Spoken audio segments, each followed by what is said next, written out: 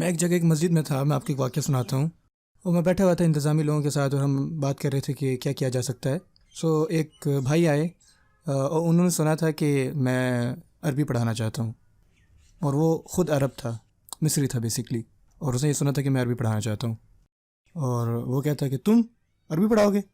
میں نے کہا جی تھوڑی بہت. پھر اس نے کہا تم کہاں سے ہو؟ میں نے کہا میں پاکستان سے ہوں. تو اس نے کہا اچھا.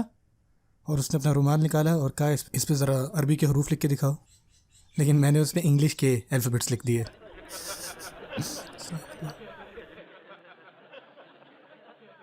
تو اس نے کہا دیکھا نہیں آتی تمہیں عربی؟ میں نے کہا ہاں آپ ٹھیک کہہ رہے ہیں, صحیح بات. اور پھر وہ میرے ساتھ بیٹھ گیا اور مجھے عربی پڑھا رہا ہے. آدھا گھنٹہ میں بیٹھا رہا ہوں, ڈسکس کرتے رہے. اور پھر اس کو جانا تھا, پھر وہ چلا گیا. اور اسی رات اسی مسجد میں انتظامیہ نے مجھے کہا کہ آپ نے عربی کیوں ضروری ہے اس پر آپ نے لیکچر دینا ہے. اگر آپ یوٹیوب پہ جائیں اور لکھیں ہاؤ ٹو لرن عربک یا وائی لرن عربک, تو وہ جو لیکچر ہے نا وہ اس مسجد میں دیا گیا ہے. اور وہ آدمی سب سے پہلی صف میں تھا اور پورے لیکچر میں وہ مسکرا کے میری طرف دیکھ رہے. تو جب وہ میرے پاس آیا اس نے کہا کہ تم پاکستانی عربی پڑھاؤ گے؟ اور میں اس کو کہتا اچھا سر کہ کوئی بات نہیں, انشاءاللہ ٹھنڈے ہو جائیں. آپ بالکل ٹھیک کہہ رہے ہیں, مجھے کچھ بھی نہیں آتا. غصے میں بالکل مت آئیں, ٹھیک ہے؟ اپنا پارا بالکل بھی مت کھوئیں. اگر لوگ آپ سے اس طرح بات کرتے ہیں کوئی بات نہیں.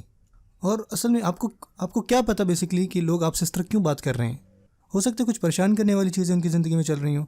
سو آپ کے پاس آتے ہیں, وہ غصے میں آ جاتے ہیں, کوئی بات نہیں. آپ کو تو پتہ ہے آپ کو لوگوں کی طرف مہربان اور تحمل والا بننا ہے. آپ کو پتہ ہے کہ بدو عورتیں اور بدو مرد وہ آتے تھے اور آپ صلی اللہ علیہ وسلم پہ یعنی چیخنا چلانے شروع کر دیتے تھے. وہ مسلمان تھے لیکن نہیں پتہ تھا, وہ اونچی بولتے تھے. اور پتہ ہے آپ صلی اللہ علیہ وسلم کبھی اپسٹ نہیں ہوئے, انہوں نے تحمل سے کام لیا. صحابہ سے تو بالکل برداشت نہیں ہوا, لیکن آپ صلی اللہ علیہ وسلم سبحان اللہ انہوں نے کہا کوئی بات نہیں, خیر ہے انشاءاللہ. یہ آپ صلی اللہ علیہ وسلم کی سنت ہے. جب لوگ آپ کو ایسے باتیں کہتے ہیں جو آپ کو غصہ دلاتی ہیں تو آپ کو وہاں پہ تحمل سے کام لینا چاہیے. اور مزے کی بات, جو یہاں پہ بھائی بیٹھے ہوئے ہیں, بعض اوقات آپ کی بیوی آپ کو ایسی باتیں کہے گی او ہو. جب آپ سنتے ہیں آپ یہ نہیں کہتے کہ وہ جاہل ہے, بلکہ آپ کو کہنا چاہیے سلام, خاموش رہیں, ٹھیک ہے, الٹے جواب مت دیں.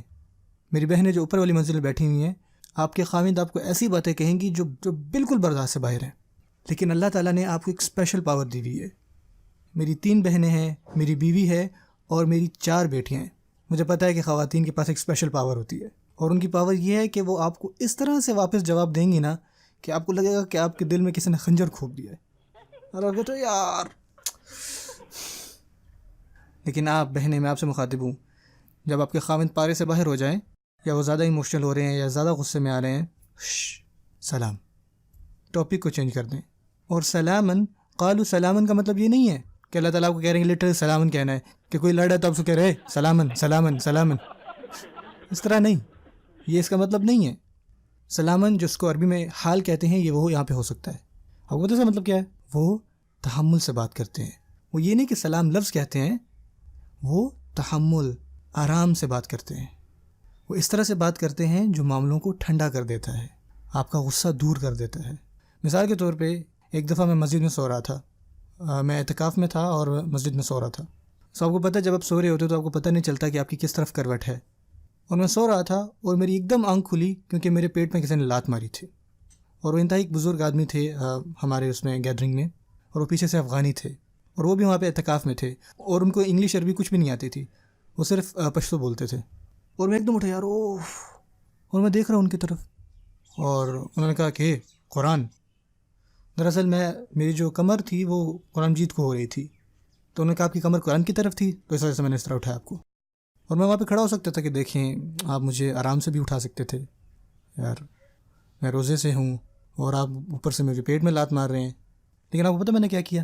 میں ان کے ساتھ وہاں پہ بیٹھ گیا آرام سے. میں نے ان کو کہا کیا میں آپ کو کچھ قرآن مجید سنا سکتا ہوں؟ آپ میری تھوڑی سی تجوید ٹھیک کر دیں. اور ہم ایک دوسرے سے سائن لینگویج میں بات کر رہے ہیں, اور میں نے ان کے سامنے قرآن مجید پڑھا اور ہم نے باتیں ڈسکس کیں. آپ کو اپنے آپ کو تحمل سے رکھنا ہوگا, آپ کو اپنے آپ کو کنٹرول کرنا ہوگا. آپ کو ہر طرح کے لوگ ملیں گے, ہر طرح کی ذہنیت والے. آپ میں سے کچھ غصے والے باس کے ساتھ پھنسے ہوئے ہیں, انا للہ و انا الیہ راجعون.